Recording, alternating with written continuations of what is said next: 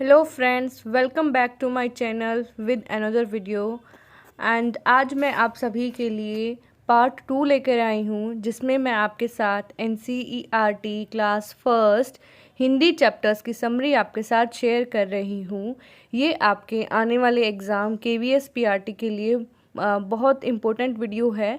इसे एंड तक पूरा देखें। अगर आपने पार्ट 1 नहीं देखा है तो पहले जाकर आप पार्ट 1 देखें, उसके बाद पार्ट 2 देखें। आज मैं आपके चैप्टर 12 से स्टार्ट करूँगी।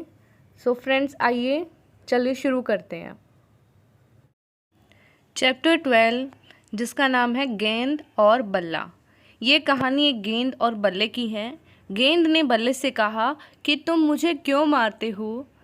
बल्ले ने उत्तर दिया कि यदि मैं तुम्हें नहीं मारूंगा तो खेल कैसा होगा। फिर जब गेंद बल्ले के पास आई तो उसने और ज़ोर से उसे मारा। गेंद कूदती फुदकती दूर जाकर एक झाड़ी में छिप गई। बल्ला गेंद को ढूंढता रहा, किंतु गेंद नहीं मिली। शाम हो गई।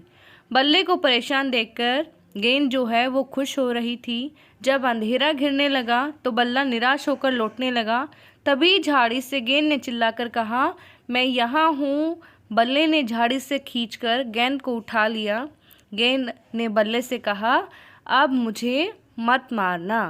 तो फ्रेंड्स, ये वाली आपकी जो है पोएम है गेंद और बल्ला, क्लास फर्स्ट NCERT चैप्टर 12।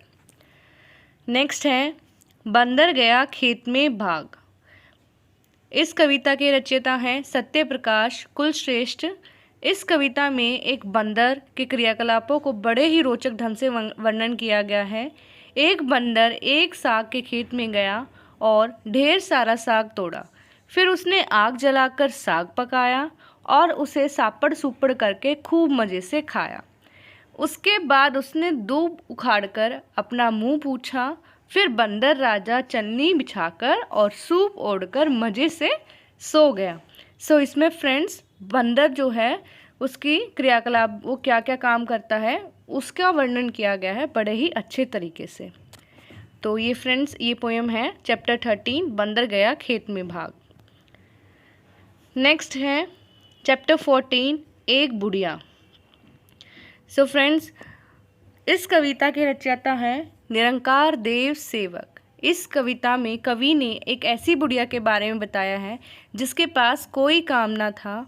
वह दिन भर खाली रहती और कोई काम नहीं करती थी। काम रहने के कारण वह दिन भर बैठी रहती और थक जाती, इसलिए उसे आराम भी नहीं था। काम न रहने के कारण उसके लिए सुबह दोपहर शाम और रात सब बराबर थे। तो ये पोएम थी आपकी चैप्टर फर्स्ट NCERT एक बुढ़िया। नेक्स्ट है चैप्टर 15, जिसका नाम है मैं भी। एक अंडे से एक बत्तख का बच्चा निकला। उसने निकलकर कहा कि मैं बाहर आ गया। एक और अंडे में से एक और मुर्गी का चूजा निकला। बाहर निकलकर उसने भी कहा मैं भी आ गया। अब बत्तख का बच्चा घूमने के लिए जाने लगा तो चूजा भी उसके साथ जाने को तैयार हो गया। बत्तख का बच्चा गड्ढा खोदने लगा तो उसके साथ साथ चूजा भी गड्ढा खोदने लगा। बत्तख का बच्चा बोला कि मुझे एक केंचुआ मिला, तो चूजे ने भी कहा कि मुझे भी एक केंचुआ मिला। अब बत्तख का बच्चा जब तितली पकड़ने लगा तो नकली चूजा भी तितली पकड़ने लगा। बत्तख का बच्चा जब तैरने के लिए गया तो चूजे ने कहा कि मैं भी तैरूंगा, किंतु चूजा पानी में नहाने के लिए जाते ही डूबने लगा और बचाओ बचाओ चिल्लाने लगा। तब बत्तख के बच्चे ने चूजे को बाहर निकाला। तो ये वाली पोएम है आपकी मैं भी, class first NCERT Hindi. Next poem है लालू और पीलू। सो फ्रेंड्स, इस पोएम में एक मुर्गी के दो चूजे थे। एक का नाम लालू, दूसरे का नाम पीलू। लालू लाल चीज़ें खाता था, पीलू पीली चीज़ें खाता था। एक दिन लालू ने पौधे पर लाल लाल कोई चीज़ देखी और उसे खा लिया। वह लाल मिर्च थी। लालू की जीभ जलने लगी और वह रोने लगा। मुर्गी और पीलू उसके पास दौड़े दौड़े आए। उनके पास पीले पीले गुड़ का टुकड़ा था। लालू ने झट से गुड़ का टुकड़ा खाया और उसके मुंह की जलन ठीक हो गई। मुर्गी ने अपने दोनों चूजों को प्यार से लिपटा लिया। सो ये फ्रेंड्स है आपकी लालू और पीलू पोएम से क्लास फर्स्ट NCERT। चैप्टर 17 है चकई के चुकदुम। चकई के चुकदुम के रचयिता रमेश तेलंग हैं। यहाँ पर इस पोएम में कवि ने ग्रामीण परिवेश का चित्रण बड़े ही सुंदर और सहज शब्दों में किया है। कवि बच्चों से कहता है कि आओ हम तुम मिलकर गांव में बनी झोपड़ी में साथ साथ रहें, गवाले की गाय का दूध हम तुम मिलकर पिएं, हम तुम मिलकर पानी में कागज़ की नाव तैराएं और फुलवा की बगिया से फूल चुनें।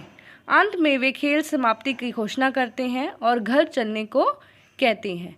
सो ये आपका क्लास फर्स्ट चकई के चुकदुम चैप्टर से। नेक्स्ट है छोटी का कमाल। तो छोटी की कमाल की कविता के कवि हैं सफदर हाशमी। इस कविता में उन्होंने एक मोटे लड़के और एक पतली लड़की का बड़े ही चुटकुले शब्दों में वर्णन किया है। एक समर सिंह नामक एक लड़का अपने मोटापे पर बहुत घमंड करता था। वह छोटी नामक एक दुबली पतली लड़की को हे दृष्टि से देखता था। वह अपने को आलू भरा पराठा और छोटी को पतली रोटी कहता था। वह अपने को लंबा, मोटा, तगड़ा तथा मोटा पटसन का रास्ता समझता था, जबकि छोटी को दुबली पतली तथा छोटी कच्ची सुतली। लेकिन जब दोनों सीसा पर बैठे तो राम सिंह के होश ठिकाने आ गए। हल्की होने के कारण छोटी झूले के दूसरे हिस्से में चोटी पर पहुंच गई और समर सिंह भारी होने के कारण झूले के दूसरे छोर पर नीचे रह गया। तो राम सिंह की जो अकड़ है वो दूर हो गई। सो ये है आपका चैप्टर छोटी का कमाल।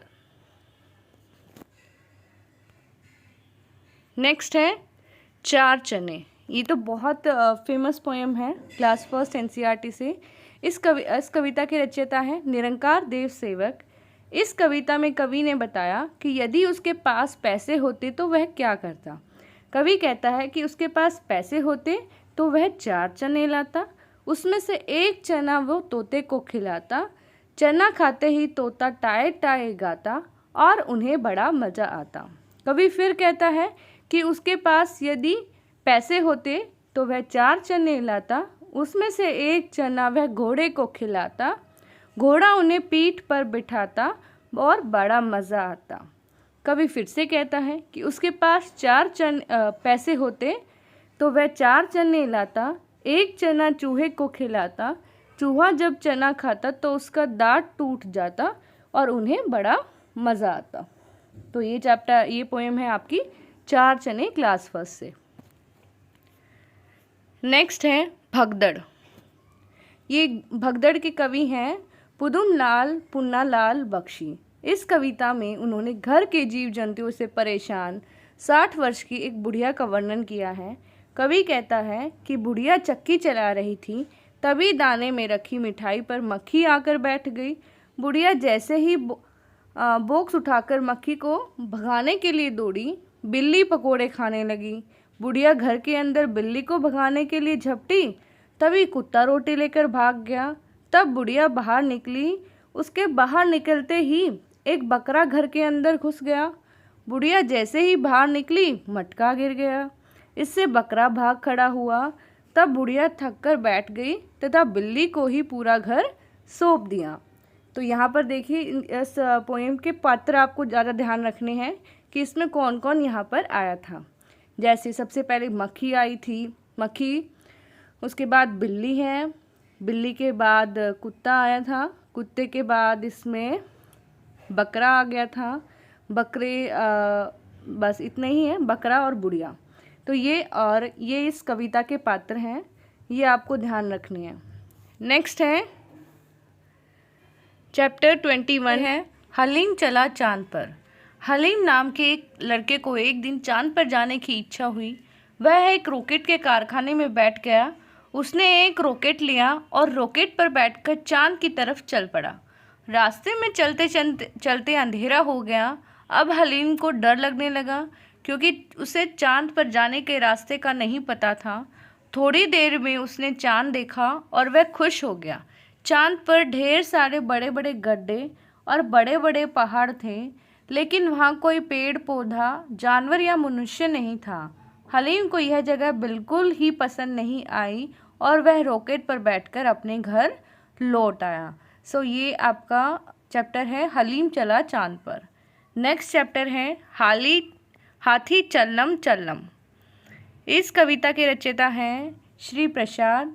इस कविता में एक होदे पर बैठकर बच्चों के द्वारा लिखी गई हाथी की सवारी का वर्णन किया गया है। बच्चे एक होदे में बैठकर हाथी पर सवार होकर खूब मज़े कर रहे हैं। हाथी होले होले चल रहा है। हाथी की सूंड जो है वो लंबी है, दांत भी लंबे लंबे हैं। अपने सिर को मटकाता, नखरे दिखाता हाथी अपनी मस्त चाल में चला जा रहा है। जब हाथी चलता है तो उसकी पर्वत जैसी देह तुल तुल करके हिलती है। हाथी के पाँव खंबे की तरह भारी हैं। हाथी अपने पैरों को धम धम की आवाज़ के साथ आगे बढ़ता है। बच्चे कह रहे हैं कि हाथी के जैसी कोई सवारी नहीं है। हाथी का महतो पगड़ी बांधकर बैठा है। हम बच्चे हाथी पर होदे में बैठे हैं। बच्चे कह रहे हैं कि हम हाथी पर सवार होकर दिन भर घूमेंगे। पहले तो बच्चे हाथी को नाचने के लिए कहते हैं, फिर यह कहकर मना कर देते हैं कि कहीं वे लोग गिर ना जाएं। सो ये आपकी पोएम हाथी चल्लम चल्लम। नेक्स्ट चैप्टर है 7 पूँछ का चूहा। सो ये है आपका last chapter class first NCERT से। इसमें एक चूहा होता है, उसकी 7 पूँछें थी। सब उसे 7 पूँछ वाला चूहा कहकर चिढ़ाते थे। तंग आकर चूहे ने नाई से अपनी एक पूँछ कटवा ली। अब उसके पास केवल 6 पूँछ बची। अगले दिन चूहा जैसे ही बाहर निकला तो फिर उसे मिलकर चिढ़ाने लगे, 6 पूँछ का चूहा, 6 पूँछ का चूहा। तंग आकर चूहा फिर से नाई के पास पहुंचा और उसने एक एक करके अपनी सारी पूँछ कटवा दी। अब चूहे की एक भी पूँछ नहीं बची, लेकिन फिर भी सब चूहे उसे चिढ़ाते, बिना पूँछ का चूहा, बिना पूँछ का चूहा। सो फ्रेंड्स, ये थे आपकी 7 पूँछ का चूहा स्टोरी। तो फ्रेंड्स, इसी के साथ हमारी क्लास फर्स्ट NCERT हिंदी की समरी कंप्लीट होती है। आप इन 2 वीडियोस को कंप्लीट अवश्य ज़रूर देखकर जाएं। ये मुझे लगता है कि बहुत इम्पोर्टेंट वीडियो है आपके एग्ज़ाम के लिए। आपको अगर मेरी वीडियो अच्छी लगी है तो लाइक करिए, शेयर करिए, सब्सक्राइब करिए। Thank you to all of you.